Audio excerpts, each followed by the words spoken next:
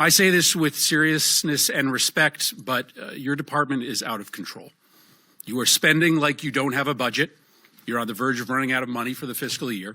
You are illegally refusing to spend funds that have been authorized by this Congress and appropriated by this committee.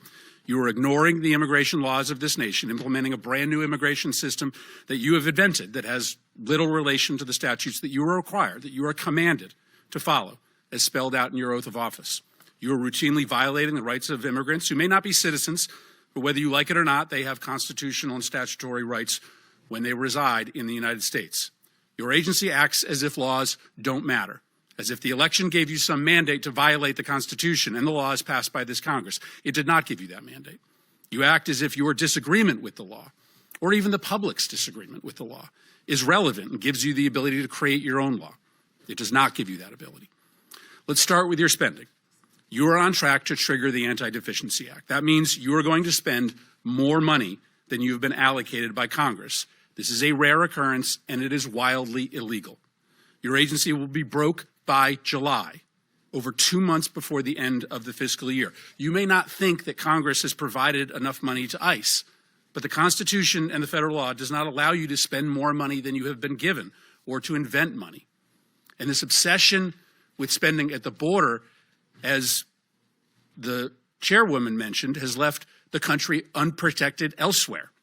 The security threats to the United States are higher, not lower, than when Trump came to office. To fund the border, you have illegally gutted spending for cybersecurity. As we speak, Russian and Chinese hackers are having a field day attacking our nation. You've withdrawn funds for disaster prevention. Storms are going to kill more people in this country because of your illegal withholding of these funds.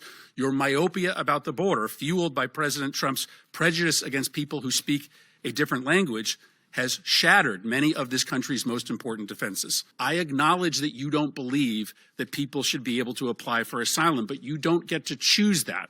The White House doesn't get to choose that. The law requires you to process people who are showing up at the border and who claim asylum. Why? Because our asylum law is a bipartisan commitment, an effort to correct for our nation's unconscionable decision to deny entry to Jews to this country who were being hunted and killed by the Nazis.